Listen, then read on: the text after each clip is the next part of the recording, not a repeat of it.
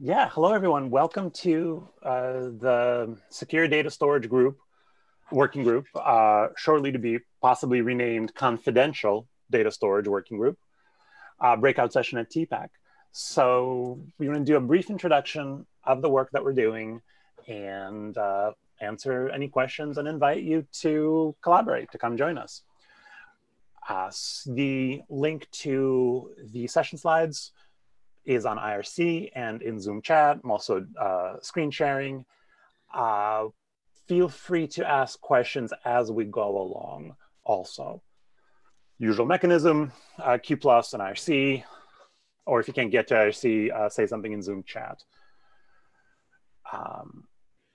So I'm here co-presenting it with co-chairs and co-editors of the working group. We have here on the call Kalia,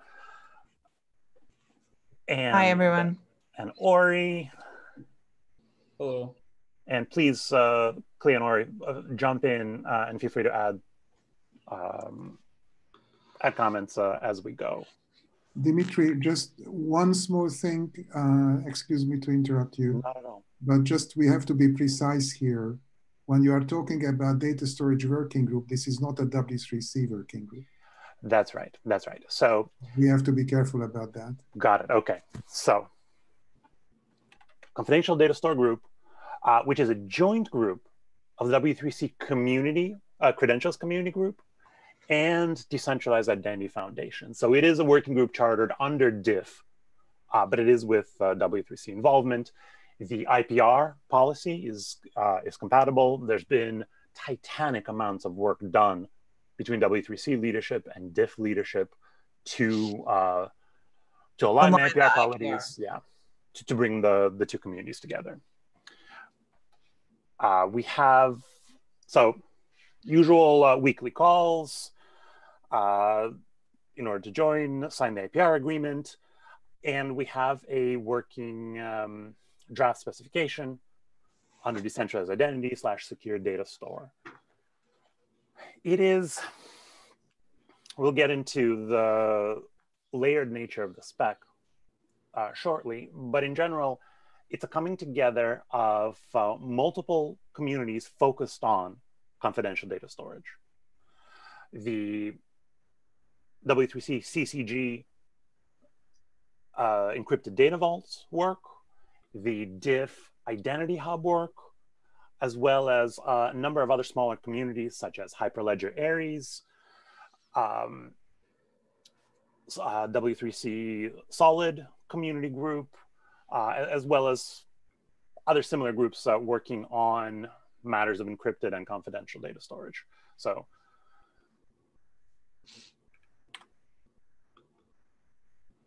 the group is chartered to create a low-level foundational layer for secure data storage in general. So very relevant to the W3C and to TPAC audience in that it is focusing specifically on an HTTP API and encryption for not only data data in transition, which covered by TLS and so on, but also at rest covers the protocol and the data model for that. The problem that we're solving is client-side full encryption. So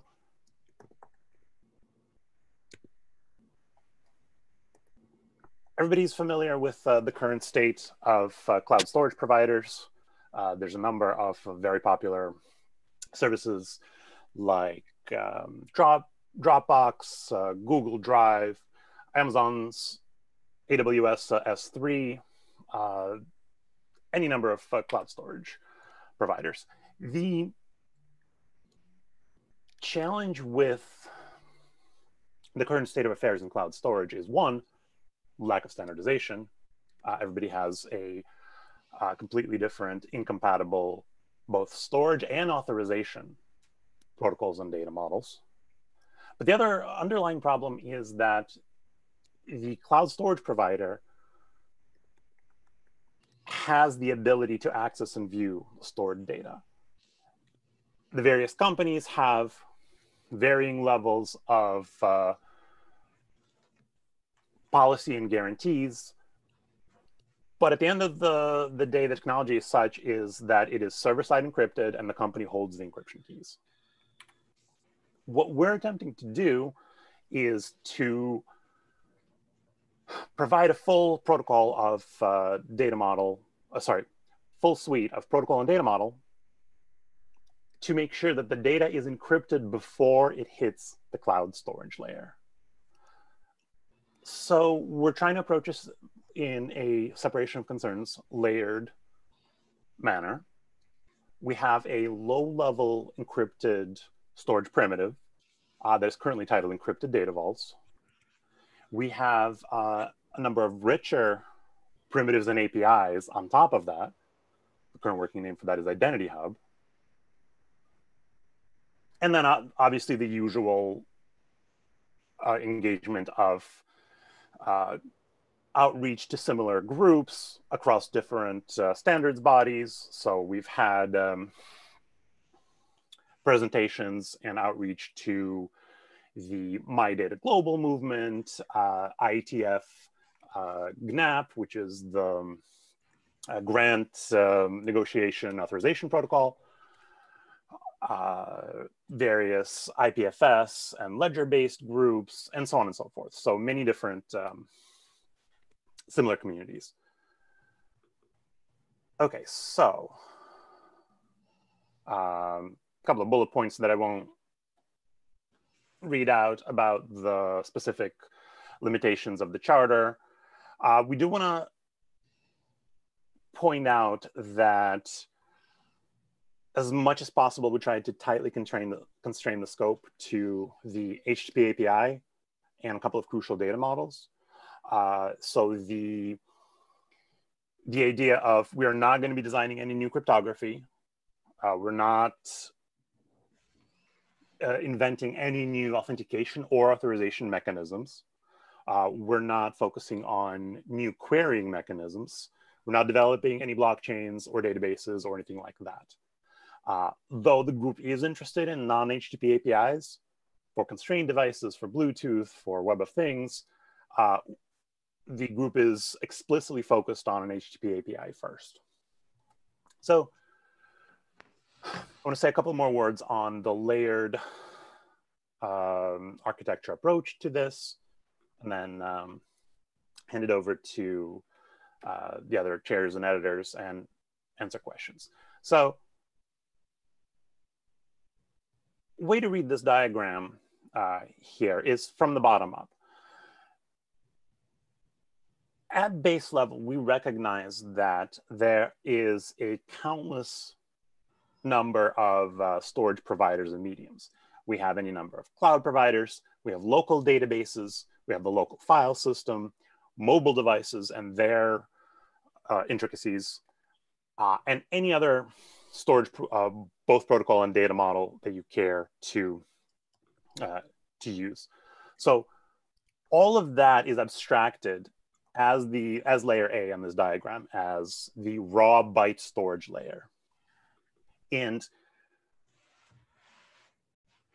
our spec, our work really begins here at layer B of how do we encrypt these objects before each individual adapter to various storages takes over. So the API of the various storage methods is out of scope. The adapters are out of scope. What's in scope begins at layer B. We have, in terms of data model, only three really primitive entities. We have what's known as a vault, which you can think of as a flat one-level folder. We have a number of encrypted resources that lives in that vault. And we have indexes, also encrypted for encrypted querying on the vault. And that's it. So we have the configuration of the vault, the resources themselves, and any number of indexes. We have a typical CRUD HTTP API on 3 of those. So create and delete and so on to the vault config, to each individual encrypted resource, and to the query indexes. We have a primitive layer of authorization, which is currently what the group is focusing on. This past week and the week before that, we're very much in conversation about putting together selection protocols for which authorization scheme we're going to adopt, and looking at existing specifications such as OAuth 2, GNAP, linked data authorization capabilities, and so on. So currently the group is focusing on the parts outlined in green. The other important thing that I haven't mentioned so far, but is crucial to the group and sort of differentiates it from other similar communities, is not only the emphasis on client-side encryption and required encryption. So everything from the data to metadata is always encrypted. And we often get the question of, okay, what if I want to serve a public HTML file from my confidential data store? And the answer is, you can always hand over the decryption key right with the URL to that resource. It's very similar to how whole disk encryption works on any number of desktop and server operating systems. You can have a plain text public text file on your server, but by the time the bytes hit the hard disk, the operating system encrypts it. So it's important to know, encryption is required, but that also means that we can serve public use cases, like public data use cases. So that's one differentiating factor, required client-side encryption.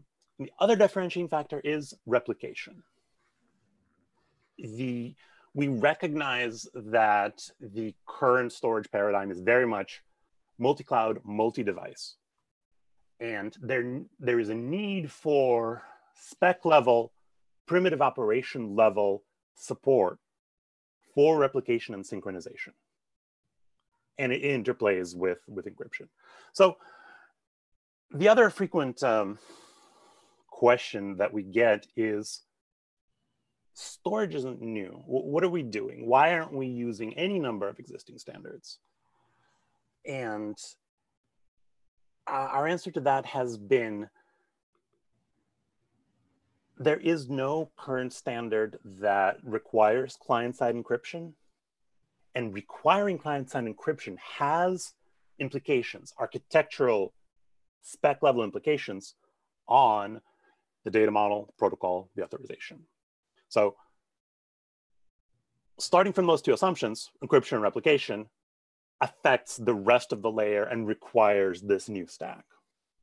But one of the things we hope to convey in this presentation is we are a standards body that very much respects prior art and other current projects in this space. And as much as possible, we want to reuse existing standards and not reinvent the wheel, of course. So that's about it for an overview. Kalia or Ori, would you like to add anything? I think you did a great job of explaining kind of what we're working on.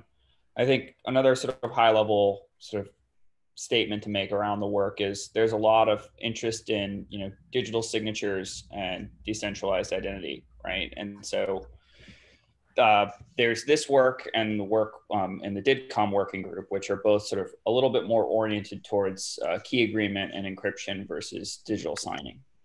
So just from a generic, how do you go and use these decentralized identifiers? Those are sort of two areas where we see, some work that isn't related to digital signing, which I think is important. Thanks. Yeah, just to add to that, that's a really good point, Ori. Everybody involved in this group is also deeply involved in other standards bodies and open source communities. We definitely did not want any more additional work. The reason we all dived into here is if we now have this advanced infrastructure for decentralized identifiers, for signatures and encryption, we now have a need to store encrypted and confidential data somewhere. And this is our answer to that. This is the storage layer of wallets and key management and credentials and all that stuff.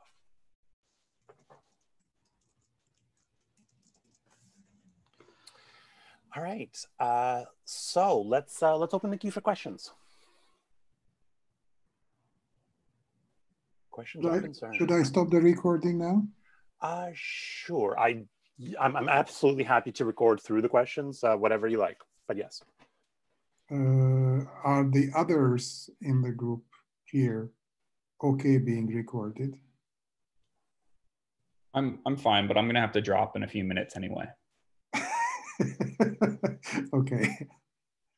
Okay, so let's go on recording, and then if somebody objects because she or he doesn't want to be recorded, then just tell me, please.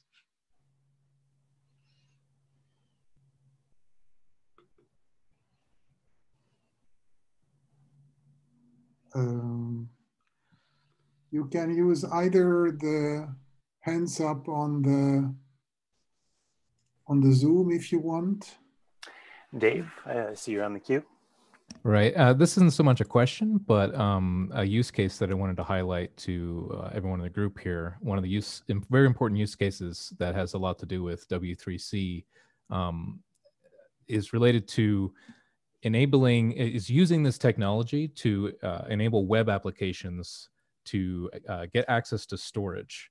So one use case is visiting various websites that from which you would download web applications, and you can essentially bring your own storage to those web applications. So a web application could ask you for access to your identity hub or an encrypted data vault, and you could provide it access to it, and then take that storage with you, regardless of whatever browser you happen to be using. So I wanted to highlight that as the sort of bring your own storage use case is very important from a W3C perspective. Thanks, Dave. It's a really good point. Can you elaborate a little bit on this, Dave? How would that work for me as a lame user? Sure. So currently, when people use web applications, they visit a website, their browser downloads the web app, and the web app communicates with the server that served the web app and uses whatever kind of storage is involved there. That might also include using server side or client side storage in the browsers, such as IndexedDB or local storage. All of these are different storage mechanisms that are in use today. But all of those storage mechanisms have different properties and characteristics from what's being proposed here. So if you're using storage that is on a server, that storage typically is going to be is not something that you get to bring to that application. It's something that the application is. Now, let me put it another way. If there's an application that you're using on the web and it provides a certain feature to you, that's whatever storage mechanism that application is using, you're effectively locked into that application. So there are a number of different applications that might offer you different features on the web. And some of those features could be offered by application A or application B. If you're using the web as it exists today, there's no way for you to move information from application A to application B unless point-to-point integrations are created. So by using encrypted data vaults and using this technology, it is possible for you to transition from using application A to application B. And that's one of the use cases we're targeting. So it's very close in a sense to what Solid tries to do, except that it is also combined with very strong encryption. Yes, that's right. And the Solid community has been a participant in collaborating with this work. Okay, thank you.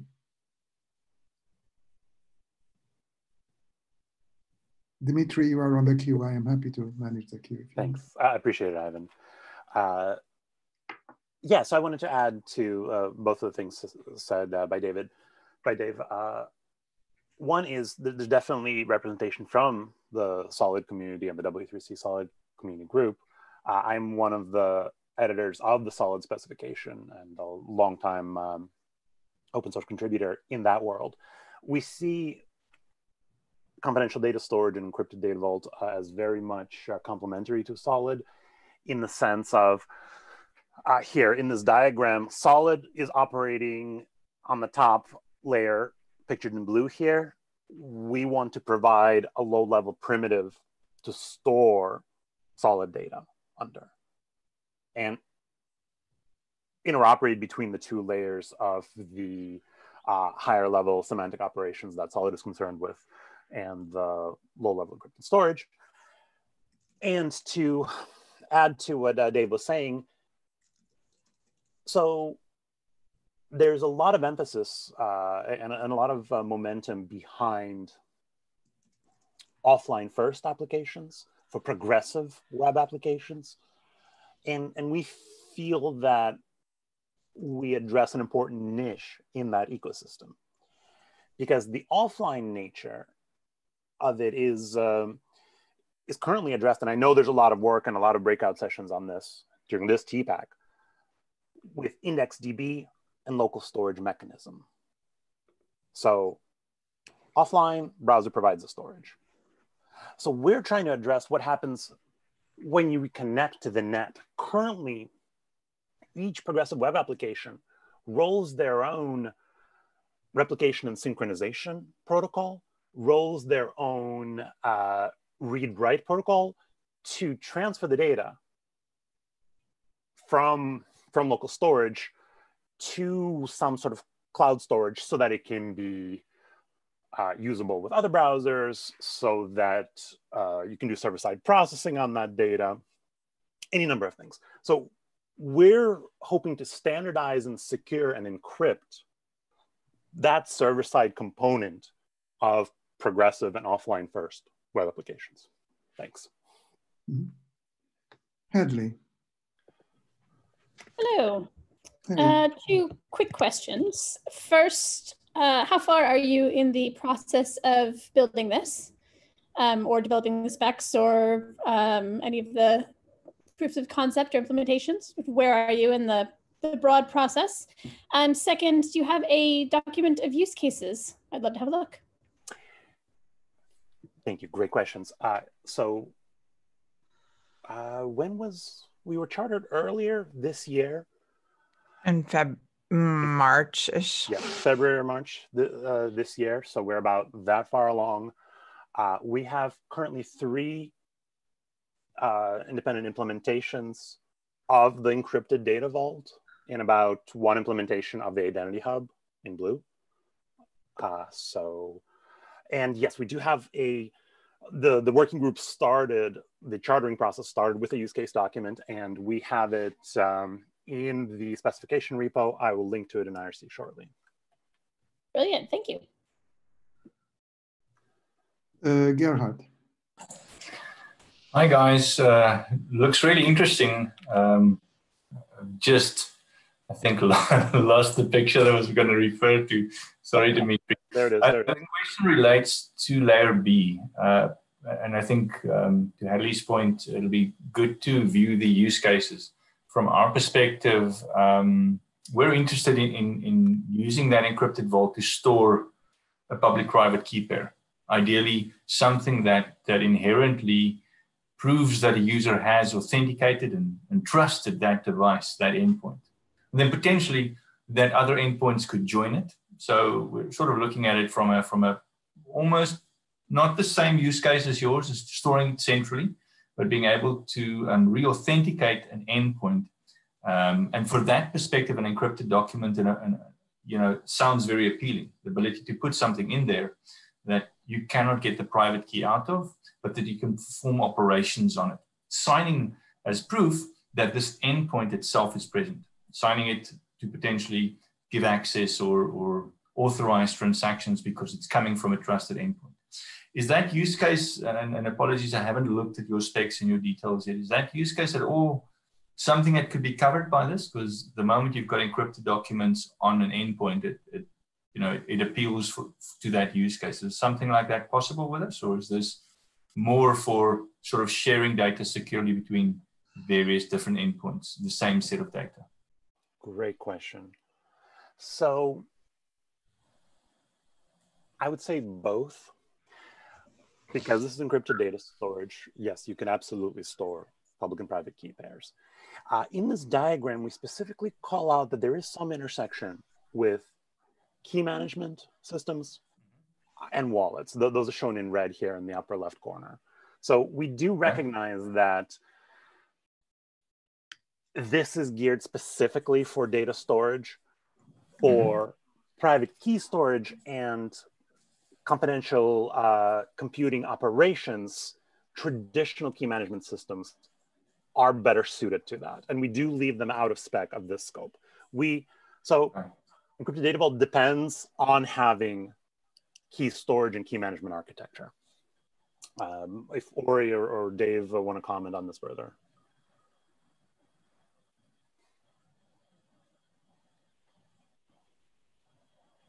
Go ahead, Dave.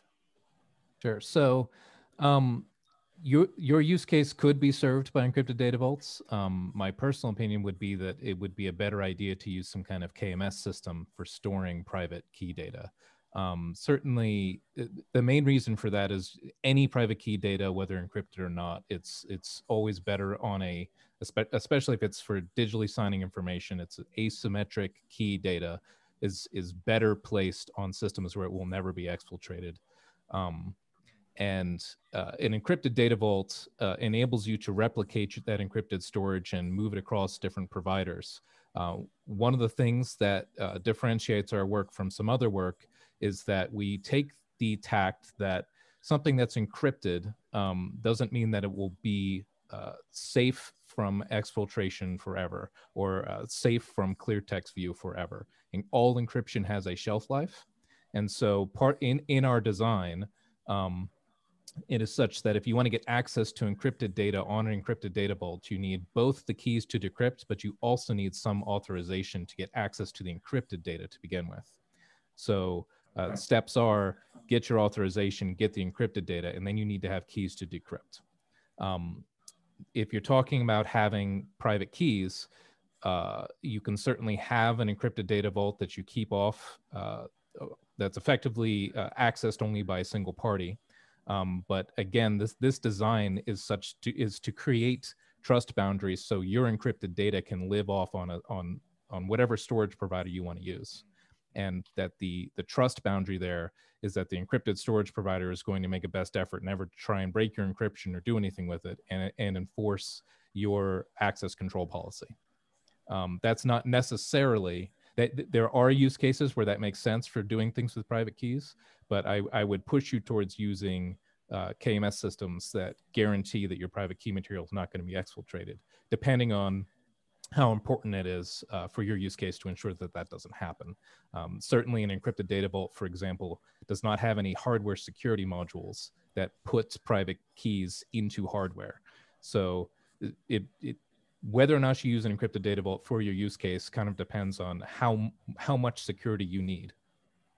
Yeah, I think to some extent we're looking for endpoint identities, and the interest was layer A had etc. there, and it'd be great if you could hook a TPM in there, and we can create some public-private key pairs in there, and therefore store documents and sign documents on the device to not just prove that the document was originated, maybe the document was uploaded from a certain endpoint. But I guess you've answered my question that this is not the primary function and the goal you're trying to solve. So thanks for that. Thanks for the answer. Yeah, that's a really interesting use case of binding the KMS aspect to the data storage endpoint. But yes, like Dave said. Yeah, I think that ultimately if you're storing it centrally, that would be the private key of the human, of the owner, or of the identity. I think potentially combining that with an endpoint identity to prove origin, prove where it was uploaded from, and other things might be useful as an extra layer. But again, I don't think that's the primary focus here. So I think it might just detract from the work you're already doing. Thanks. And I want to add to what Dave was saying. That's a really good point about the combination of encryption and authorization. There are a number of similar projects that focus on one or the other. So for example, Solid has the authorization layer, but not the encryption layer. And there's a number of projects in IPFS, various Ethereum communities that use encryption as the authorization layer, meaning if you can decrypt something, you're allowed to have access to it. We take the approach, we emphasize that you need both. Definitely need encryption because authorization may not be sufficient in some use cases, and especially for opaqueness to the storage provider. But also, encryption itself is not sufficient without the authorization layer, because as Dave mentioned, all encryption has a shelf life. We do think that those two things go better together. Thank you.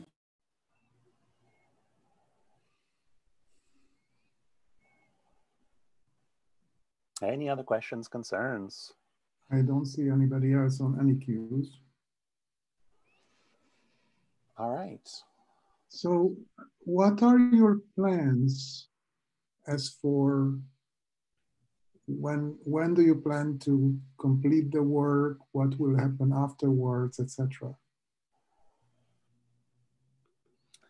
I think we're just starting to articulate like a work plan. So that's not totally clear yet. We do have, as Dimitri said, working implementations, and those folks really want a solid spec sooner rather than later. We're also having a conversation about, do we keep it all in one spec, or do we write one spec for the encrypted data vault side and another for the identity hub? That's all, you know, we're in process with that right now. So we don't have clear answers, but we will soon. If you have opinions, come and join us now while we make those decisions. Agreed. Thank you, Kalia.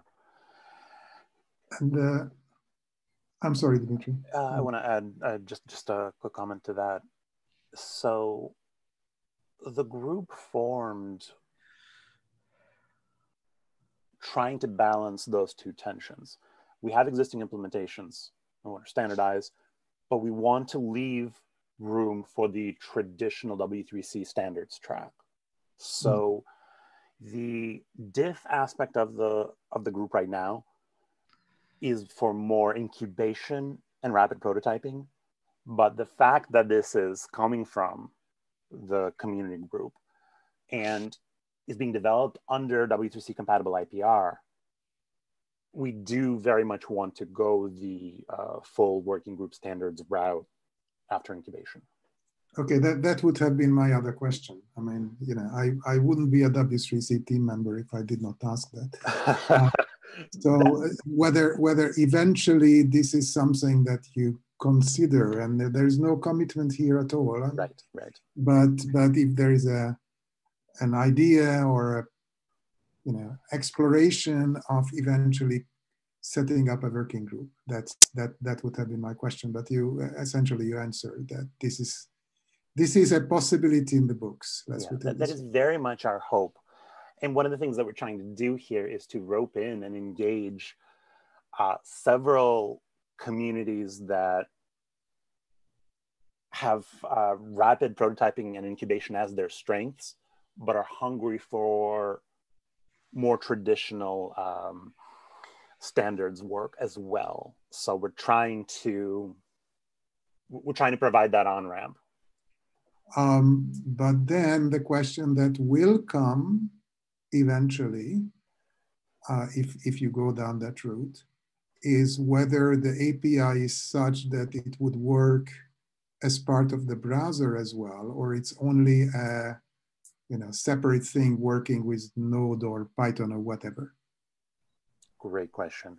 And I didn't really mention it or highlight it in this presentation, but yes, we very much, that there's a strong part of the community that would like a browser API component to this. Imagine if you had secure primitives to say, I have my index DB now replicated to this encrypted store, that sort of thing. So yes, browser API component is very much a wish list and a use case for this group. And do you have contact with browser developers? Or let's put it this way, I see your face, so I see that you are not giving a yes answer right away. I think it would greatly help a transition if you had some contacts with some browser developer groups well in advance who would sort of look over your shoulder when you define your APIs, that they would be browser compatible. And don't ask me to look at that because it's not my expertise, but you can find people in the various browser communities. I was just going to ask, in fact, you specifically. So at the moment, we have close contacts with the Microsoft Edge browser team, but certainly would love wider contacts in Chrome and Firefox and so on. Yes, that is something we very much want, yes. Hadley, do you think that you have some contacts that we can give them? I was just trying to think that through. Edge definitely comes to mind. I would imagine there's somebody on the Chrome team who's going to be interested, but I don't know who it is. We can certainly try to find out. I can absolutely take it back to the tag and see if we can drum up some contacts for you. That would be great. So wonderful. And I am happy to play the go-between, Hadley. Great, thanks. Appreciate it, both of you. Equally, are you at all connected to any relevant work in the IETF? Yes. Okay, so, good. Not formally connected, but we've had presentations on our group from the Jose community, the CBOR community from IETF, and Justin's coming from GNAP. Yeah, and the GNAP working group. So Justin Richard, one of the co-editors of the spec, or co-authors of the GNAP spec, is aware of our work, is presenting next week. And so, yes, as much as possible, we do want to maintain contact with IETF. Okay, great. That's really helpful. Okay. Okay, So, thank you very much. Anybody else? No, it's useful to see what you're up to. Thanks so much for the presentation and the session. Thanks, everyone. Thank you. Okay. Come join the calls. See you on GitHub. Thank you. Bye-bye. Here's Bye. all. Stopping the recording.